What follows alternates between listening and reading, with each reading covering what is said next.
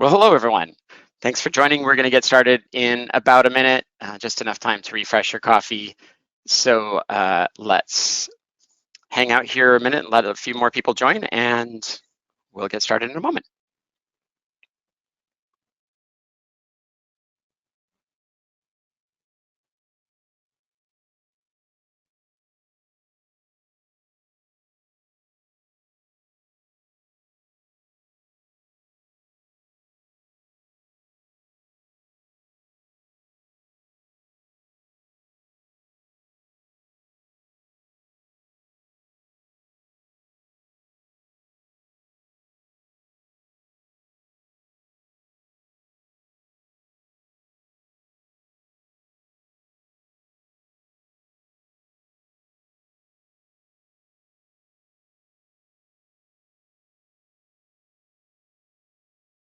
Alrighty, we're going to get started. Thanks for joining, everyone, and I welcome you to the webinar, Building Your Intranet Business Case. My name is Brian, and just a couple things to note: we're going to be recording today's session, so you can come back to it, watch it later, or pass it on to your colleagues. So no need to take crazy notes. And if you want to use the question feature in the GoToWebinar software, feel free to do that. I won't be answering them live, but I can answer them afterwards. And I will get back to you after the webinar is over on your questions, so feel free to use that feature. We're just going to get started here. Welcome to the month of June. Super exciting to have you here joining me today in this conversation. My name is Brian. I am a consultant here at Habanero on the digital workplace. A little bit about Habanero: we really are encapsulated in this bringing life to work statement. We're all about the idea of helping create purpose-driven organizations and greater engagement and connection in the workplace. And one of the ways that we do that, and what makes it relevant for intranets, is our product Go for modern SharePoint. If you're a Microsoft-based company, this is an intranet product that extends what Microsoft offers for communicators. I'd love to share with you what Go does if this sounds like something you might be interested in, so feel free to reach out to me. It's a product built to help more connected and more engaged organizations, and being able to do that on the Microsoft platform. Let's just check in. You're in the right place. If a little bit about what to expect today.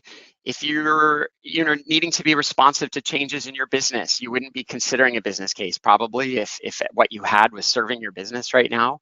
So certainly being responsive and enabling certain aspects of what the business doesn't have right now is probably what's top on your mind. If you're a stakeholder to a new intranet that maybe doesn't even own it, but you're just kind of curious about the process, or you want to know how to take different stakeholders along the journey and create a compelling story around why you need a new intranet, you're definitely in the right place. Maybe you know what to do, but not necessarily how to put it in financial terms. The term business case can be quite dry, and it can be dry if we get stuck in Excel spreadsheets. But there are people who need that information. So how do you take all the interesting things you need to do and put it into financial terms? And then also, you may have many possible needs, lots of things you want to do with your intranet, but you need to present them in a way that influences others. So how do you take all those needs and summarize them in a way that shows the strategy and helps bring your stakeholders along? So a little bit about myself. I've been in the digital workplace for quite a while now. I had a first dip into the intranet scene at a Fortune 500 bank, where I was in internal communications and helped build the business case there for a new intranet 25 years ago.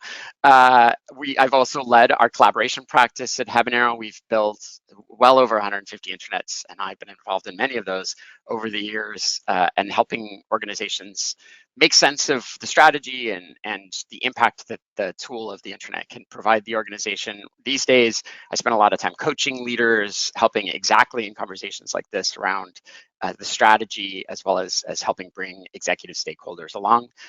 Certainly right now, maybe like a lot of you, as a communicator, I'm really piqued interest in how we can help the world with this increase in loneliness.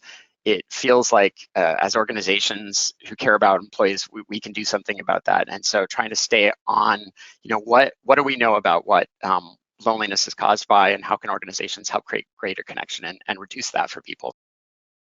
So this webinar is a complement to our Building an Intranet Business Case Guide. In case you haven't seen that, it's available on our website. I might have sent it to you ahead of this webinar.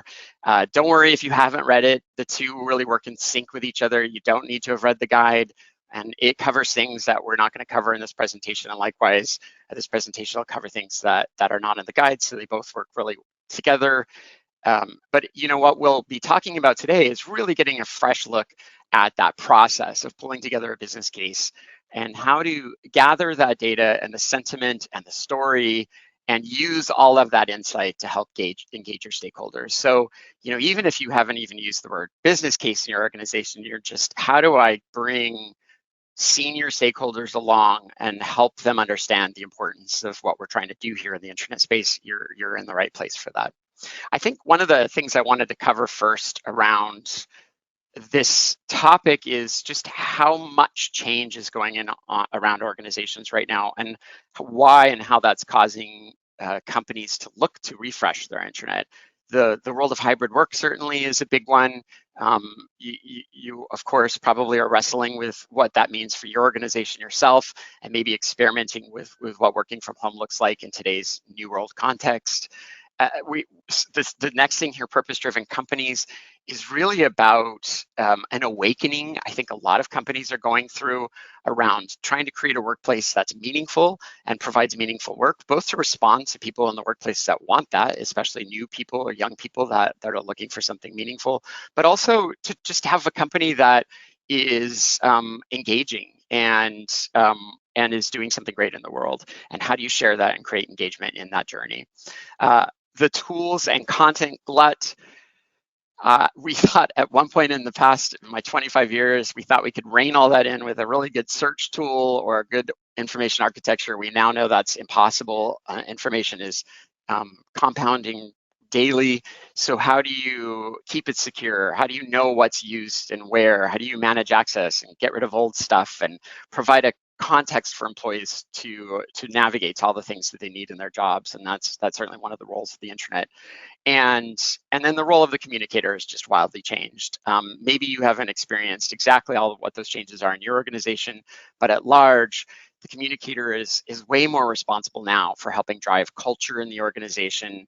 A very important part of having people feel connected during COVID was really the role of the communicator that kept people feeling safe in their jobs, and that's just continuing. So it's been quite a journey to see how that role alone has shifted people's ideas of what an intranet can do. So today I'm going to work through with you how to be wise about building your business case that resonates. And as a good communicator, wise is actually a clever mnemonic. It's a tool to help you remember the steps to helping create a great business case. And let's just walk through what those letters are. So the W is the who. It's the who is your audience, who are your partners, who are your approvers. We're going to get into talking about each of these in more detail. The I is the chunky big parts of a business case, the cost and benefits, or what I've noted here, the impact we're trying to make in the organization and the investment that it's going to take to make that impact. When you've started to really understand what impact you want to make, you have to start to deliver that to your stakeholders. And so presenting that as a strategy, you know, you're not going to do everything or boil the ocean. So which pieces will you pick to drive the business case? How will you ask for sponsorship? And also, you know, I'd love to talk through some of the potential roadblocks you might run into, the way things that might stop you on your journey. And then lastly, and the E, how do you pull this all together in an engaging, exciting, enticing way? And we will share tools about being able to do that. So let's start with the W and go into a little bit more detail about those audiences. So let's talk about those three key audiences that you're going to run into. And those are those approvers and the partners and the users. We'll go into each one. At the approver level, this is really a broad term, approver. It could be anyone in the path that really needs to be on board with your business case. It might even start with your manager and then work its way up to someone who maybe is holding some financial keys to being able to enable your intranet. It also might include your future stakeholder that's going to be an executive sponsor. So those approvers are really important to understand. The first step is to find out who are all those people and what do they need at each stage of the approval process. If you have, for example, a very detailed financial stakeholder in your journey, they might want to see that Excel document with things laid out. Or you may have other people who are going to be interested in the stories or the ways that you're going to relate the change to the business. So getting to know what they want to see is an important first step, and learning what they're looking for. The other thing I would say is use your approvers to ask for great examples of things they've seen in the past that worked. So ask them, hey, have you seen a great business case come through, and why did you like it? And do you have an example of that I could use to help build mine? And then again, also planting that seed for sponsorship. If there's someone in that journey that you think might be a great person to be an executive sponsor, this really early stage is, hey, you might be a potential sponsor for this. I don't know yet, but would you be keen to have that conversation later? And so, yeah, putting those seeds in the ground and letting them germinate for a little while. The second set of people you really want to bring in and think about as those partners. And in the past, you might want to speed past those. We have this saying, slow down for yellow lights. Sometimes partners in organizations like IT or HR might feel like they're more roadblocks than they are partners.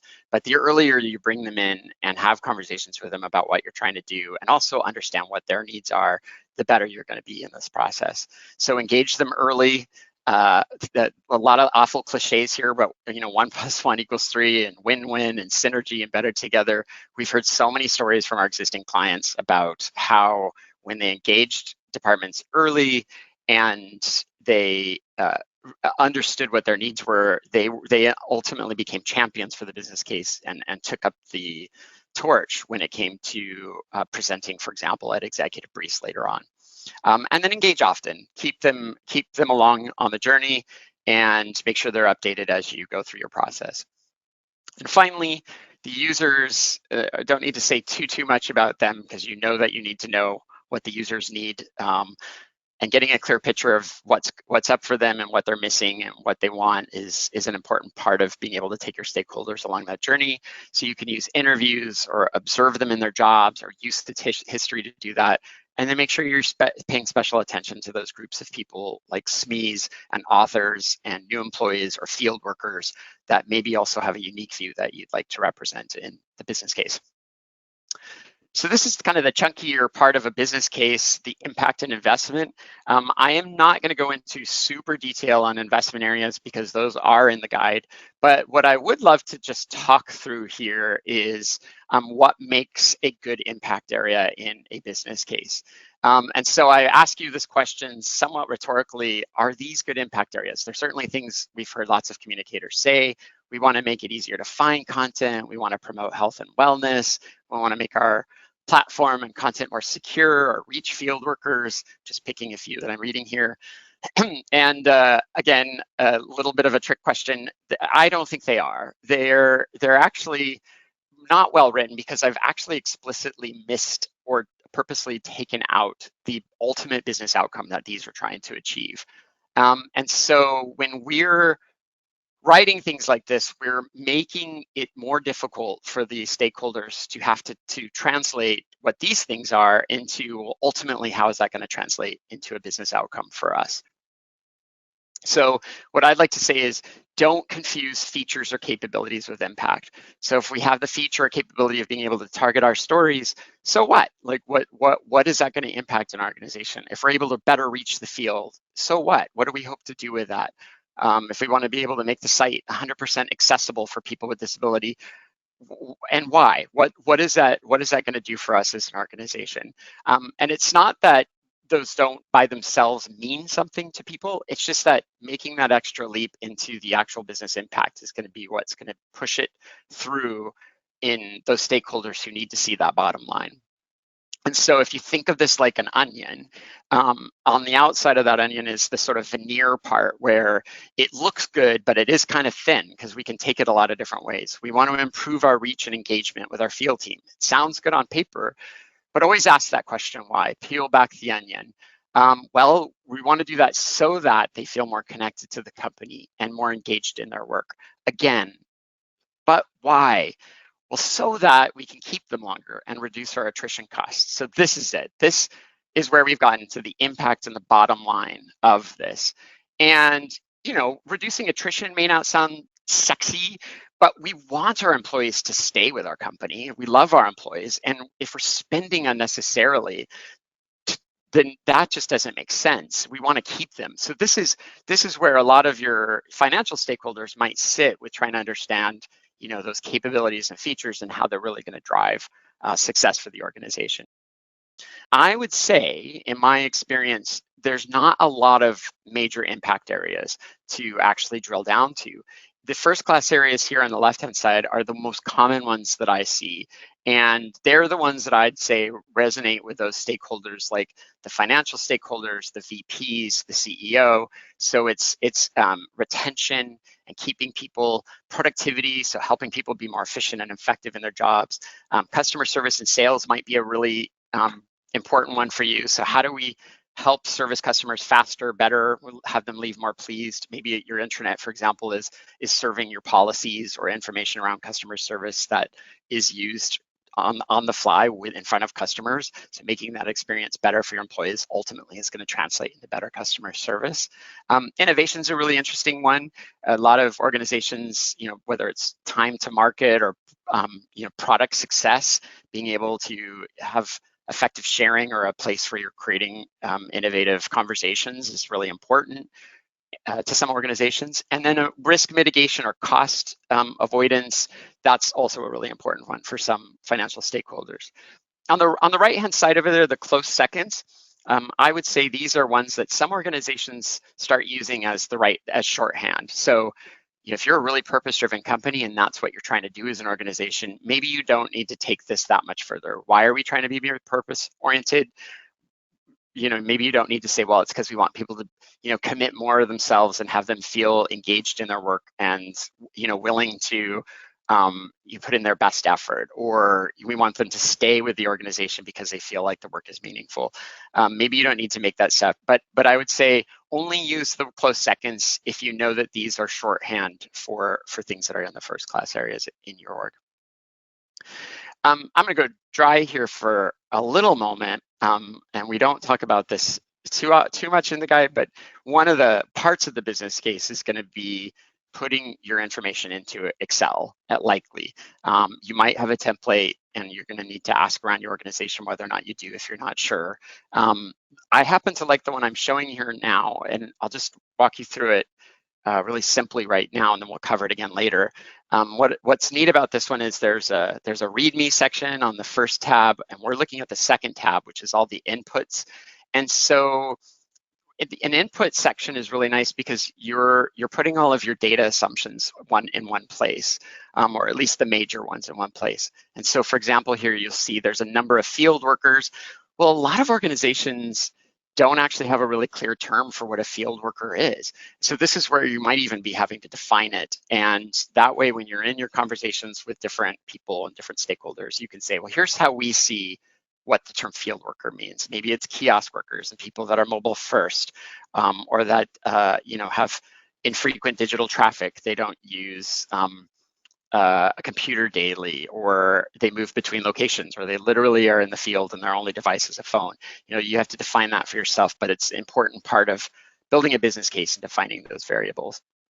And you'll also notice at the bottom there, another thing I like about this business case template is that it's dividing the cost and benefits up into the different outcomes that we're trying to look at. So we have retention and customer service and productivity and sales effectiveness. You'll even see there safety. If your intranet is used for notifying people of safety notifications, or is a major part of how they get their safety controls or policies, that might be a really important outcome that you're driving in your org. And so dividing your business case up by that allows you to have these unique conversations.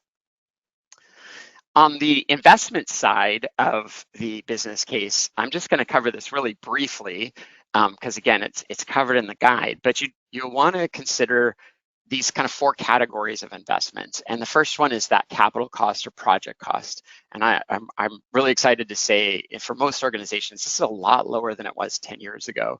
The majority of organizations that we talk to right now are looking to the platforms that they have, such as Microsoft 365, as well as external providers that have intranet products to build out their intranets. So back in the day, 10 years ago, you would have maybe really customized something unique for your organization, and that's really uncommon these days. So those project and capital costs have gone way down, and the speed to getting something built is a lot faster.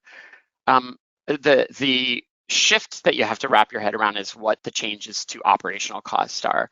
So if you're purchasing something, for example, like our Go for modern SharePoint product, that's going to be an ongoing annual operating cost, but it comes with a lot of benefits.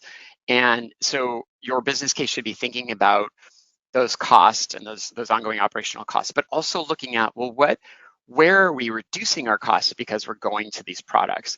So if you were a company that had built something custom and had to update it every 3 years, that would have been large operational costs that have probably gone unmanaged and aren't even in your purview anymore, and yet they sit there and you are spending. So the support, the updates annually, having people stay familiar with it so the help desk can answer the call, all of that right now is the operational cost you want to look at and maybe be able to reduce as you move forward.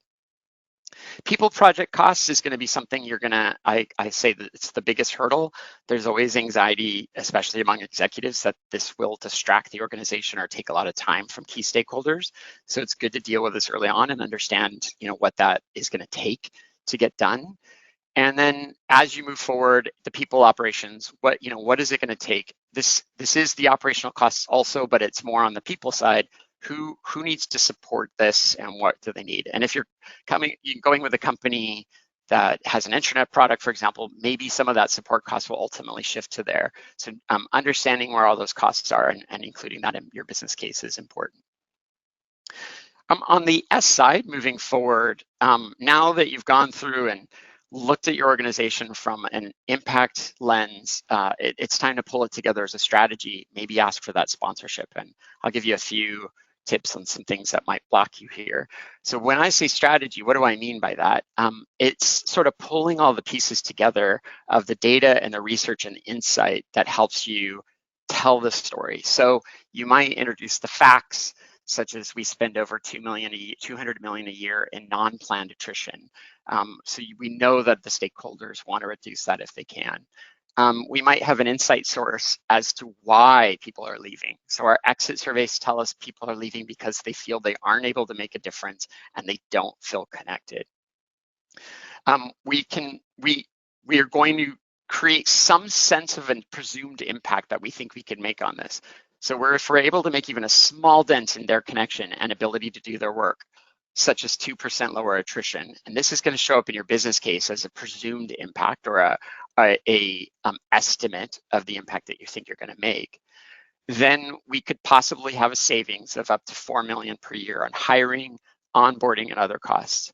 So I'll stop right there for a moment just to say, if you're trying to come up with the right presumed impact, there's a lot of different ways you can go about coming up with that. You can look to what your competitors or people in other industries have succeeded with through their case studies that you'll find. You can talk to peer groups and get information from places like intranet forums. You can use research guides such as those by Forrester and Gartner to come up with, what is the impact of technology in this space. And then lastly, and I think it's my favorite, is you can actually ask your executives to give you the number themselves. Like if we were to really change the engagement and people's relationship with the company, what do you think would be the impact to people leaving the company? Should we say 2%? Would that feel fair to you?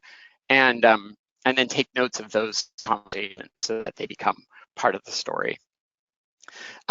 Here's where you might want to start introducing capabilities. So some of your stakeholders might want to know, how do you plan on doing this? So we're going to introduce more stories that they can connect on and discuss. Maybe we're going to target them specifically with more local stories. Or maybe we'll create a digital space for more socializing or something that's more grassroots and lets them share the things that they want to share so they feel more connected. These are all possible features in your intranet that will could drive this better connection. And then lastly, how do we know those capabilities might lead to success? And that could be referencing where and how we understand that validation. So strategy is really pulling the whole story together.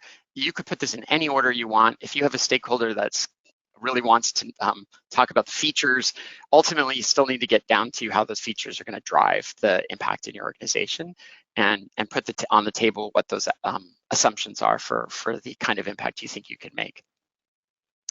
So when you've got your strategy down, you're probably going to be close to engaging an executive sponsor. My thoughts are strategy is really the choice that you're making about the capabilities and the features that are most important in your organization and how those drive the impact you're trying to make. And you'll usually have some alignment with some stakeholders in your organization. That might be an operational officer, it might be HR, and that's the time you'd want to go to them and say, hey, would you mind being an executive sponsor for this? And by executive sponsor, here's what I'm hoping I could get your support with, and lay out all those things you expect them to do, because the term executive sponsor might mean different things to different people. So being clear around what your ask is and how you want them to support you is an important part of that sponsorship conversation. So let's handle a few things that we know are common objections that you might get in your organization, and maybe some ways to work around those. One of them that you will most certainly run into is we just have more important things to work on than a new intranet. There's always lots on the table, and sometimes intranets get deprioritized. So tip number one is the power of agreement, and AKA don't get defensive on these conversations. You can agree with that. So say I agree, and that we have an important slate of strategic initiatives. But tip number two might be turning it backwards to them, using some reverse psychology, and go, and I think an intranet can help us make an impact with those initiatives. So what would you want to see about our business case that would help you feel confident we can actually make those other strategic initiatives more successful by a new intranet? And so you're using your stakeholders to draw out what they want to see in the business case to overcome this objection. Another possible objection: our team is too busy to focus on all the things it would take to launch a new intranet. So tip number three, come with your homework completed on something like this. So, you could possibly respond, well, let me tell you which parts of the orgs I think are ready based on the conversations I've had with them, and they're ready and willing and eager to help. But also maybe tip number four, disarm them with some listening and say, I'm really worried about this too. It's a big project, and I want to make sure people are engaged. So I think we have a plan for this, but tell me where you think the hot spots would be in our organization, and I'll see if we can make sure we have an extra plan around that. Again, you're kind of engaging in this more dialogue-based format with your stakeholders. Objection handling, again, we don't want to increase operational costs right now. I would say here, tip number five, keep your napkin math handy at your side. You can, again, say, I agree. Actually, I don't want to keep our operational costs. I don't want our operational costs to go up, but I've been crunching the numbers on turnover and our hiring costs. And I think we can actually pay for a platform and bring something new into our organization, but ultimately reduce a lot of our operational costs around hiring. Maybe I can walk you through that. Or you can peel back the onion a little bit on this one and saying, okay, well, if there is an increase in our operational costs, like we have some new cloud licensing, what do you think I should be prepared to go deeper on the numbers to overcome this objection? Because obviously we want to spend when it makes sense, and I think it makes sense. So what do you think I should show for this? So theme here, turning it back to your stakeholder to help you present. And then lastly, we already have an intranet platform. You might hear this from your IT department. Maybe they think a tool that they've already purchased like SharePoint is good enough. And I would say my response to this would be tip number seven, present it like you're supporting it, because you are. So I'm glad you said that. Like, I really actually love SharePoint, and I think we could drive a lot more use of it in the organization through our intranet. But we also have some needs and comms that just aren't out of the box with SharePoint. And so we need add another layer of communication tools that Microsoft hasn't addressed. So let me show you why I think we need that and how it'll drive more SharePoint use, so we get more value out of that platform. So as you've gone through the WINS, you're now kind of in this format after these conversations to maybe start to throw this in a slide deck or something where you can present. And I would actually say it's best to have something like PowerPoint to assist you in this as opposed to an Excel document. There's nothing really exciting about Excel. And so those presentation sections that you should have are, share the opportunity insight, share what you know about your organization and how it's going to make an impact or how you think it might make an impact. Make sure you come prepared to discuss the numbers at the level of detail that your stakeholders want. Show the approach, so be prepared to show how you plan on executing this and then go in for the close. So going into a little bit more detail on each of these, and I think this is actually kind of the exciting section because this is where there's a little bit of an art to this work. So let's say your opportunity is retention and you want to help address retention and attrition in your organization. I would share the typical challenges you're seeing. So turnover rates have increased and hiring costs are going up. Frontline jobs are facing the highest rates of turnover. Or in exit interviews, we know something about why employees are leaving. They don't feel connected or to each other in the business. So share the opportunity, embed that with some kind of, I would say, sort of meaningful, really impactful statement or insight, such as a quote from an employee. I'll give you a few different examples of how you might do this. One way is by using quotes. We love doing this because sometimes they can be really compelling. So I like working for this company, but I'm leaving because I don't feel enough priority was put into creating community and helping everyone be effective in their job. When a senior stakeholder sees something like this and they know it's being said by one of their employees, it really can take the data and give it some texture that makes it more meaningful. And then if I were the communicator, I might want to start to talk about how we think we can make it better and some of the ways we intend to improve on this retention. Sharing our vision for the future in the context of people's jobs, helping them connect to the work they do and how it helps our purpose, building onboarding processes that wow new employees so they engage them right away so they feel part of the community right away. Creating tighter connection and community, an opportunity to do that with people perhaps working from home, giving employees a louder voice so they feel heard, a place to put their concerns, and promoting internal growth and opportunity. So these are just examples, but ways that you might walk a stakeholder through what you intend to do to impact that frontline, or to impact that that retention. So another example, if we're going to go through a few of these. This is the second one. I think I have 4 or 5. But if it's reach and frontline, it might be talking about the frontline engagement being lower than the rest of the company, or that hybrid workers tell us they're feeling disconnected, or we're struggling to get the right safety information to the right people because of complexity in the organization.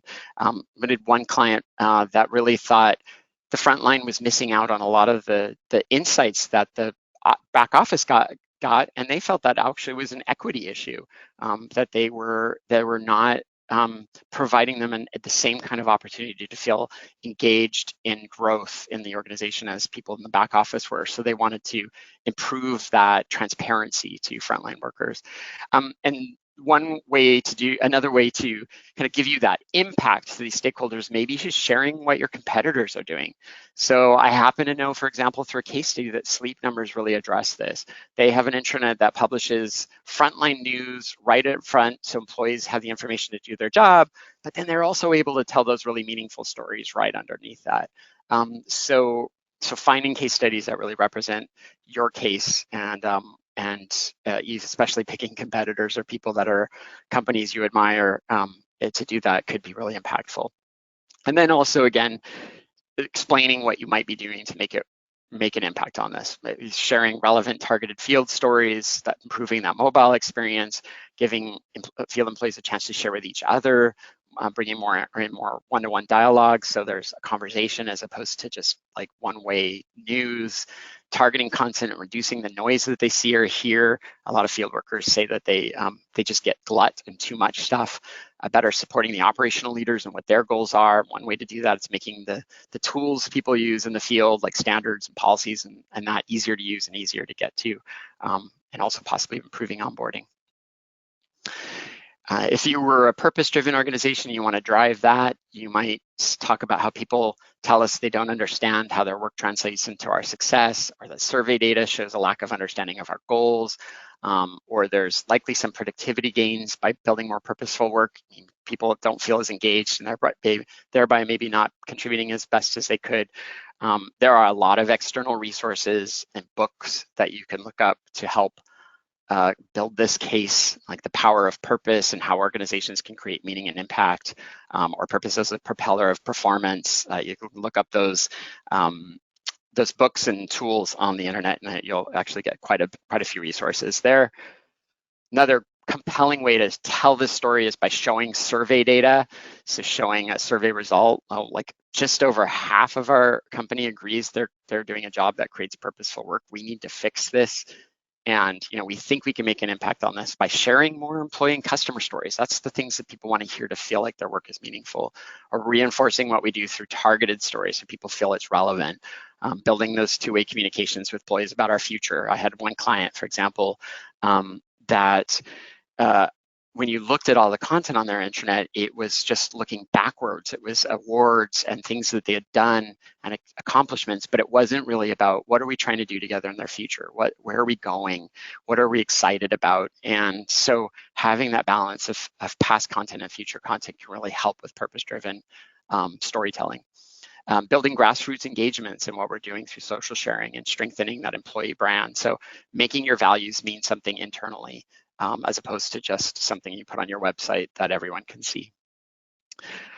If I were talking about productivity, this is a common intranet business case. It's an easy one to make because there's usually lots of reasons people will feel the pain in this. They're spending a lot of time reworking and finding content. Old tools are outdated and create friction. New employees are taking longer than expected to feel productive in their role. You might use an evocative image, another technique for bringing people along, and just show this image and say, this is what people think of our intranet. They describe it as messy and abandoned, and this is how it feels. They're like shuffling through these dirty boxes.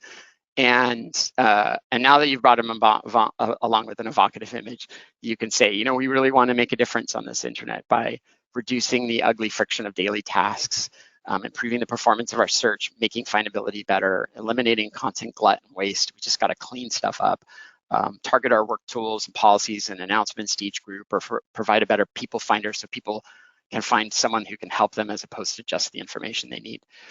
So those are some examples. Those are some of the key areas we hear are common for business cases and ways that you can kind of create that engaging conversation to your stakeholders. 3 more little presentation techniques. If you're looking for something that's evoking emotion, you can use imagery or cartoons as a mechanism. So there's the speedboat's always really good. What's anchoring you down as an organization? You can compare data, so giving people a sense of like the real differences perhaps some parts of the organization are feeling versus others, and say that you're going to help make that better. Or you can just produce facts. Like we've have SharePoint 2013 is at the end of life. It's leaving us vulnerable to malware and entry points, fact. And it's just once we know that, it makes it a lot easier to jump into the conversation. It can be quite as evocative too. Now that you've done all that opportunity insight, you've shared the big picture and your strategy and what you're trying to do as an organization, you might present the numbers. So coming back to that Excel document, we're looking here at attrition. And what you want to do is have the data and the numbers here, but also your assumptions and sources. So you'll see, this is so tiny, you probably can't read this, but here we have this assumed impact to attrition. How are we going to improve this disengagement rate for the organization, and what do we think that might do for attrition, and what is our sources of insight that allow us to believe that to be true? Even if it's those stakeholder interviews that you had earlier, you want to document where that source came from, and then ultimately show that cost savings or that potential over time. So what do we have over the next 1, 2, 3, 5 years. Business cases are often built in most organizations over kind of a 3 to 5 year strategy, depending on that sort of the timeline for your capital projects. You should ask around and find out what it should be for you. I would say though, don't start there. Don't jump into the Excel document. Have that in your back pocket. Maybe just start with something about, here's kind of the key areas we're trying to address and what we think some of the benefits might be for those. And then build that out to get to the Excel document. Most of your stakeholders actually aren't going to need to know all those details, or if they do, they're going to want them to see them themselves and sit with them for a bit. Likewise, on the cost side of it, just starting with something really simple and then working your way up to something more complex, because of course, things like licensing, you might be amortizing this or including it as a capital expenditure over a course of multiple years. And you're going to want to have that data behind the scenes, but not necessarily presented to your stakeholders or to all stakeholders, let's say. And then once you've discussed the numbers, show the approach. I would say this is a common one that's missed, and you'll often need to say or show why you think you could do this. So have a roadmap or a plan in your back pocket. Here's a super high level view of something. We're going to do some research. Then we're going to do a first phase. It's just focus on improving our communications. We're going to pause there and do some time for learning about how that impacted people and what's worked. And then we're going to spend time after that, revamping our knowledge content. It's presenting this in a way that allows your stakeholders to understand your strategy for implementation and how you plan to learn in the process, I think is an important one, but also how you intend to engage the business and not overwhelm the business with your project, of course. And then lastly, go in for the close and your presentation. This is where we want to actually ask for the support. Simply stated, just ask for it. Will you support this as it's been presented? And if not, what can I do to get your support? What do you think's needed here that's missing?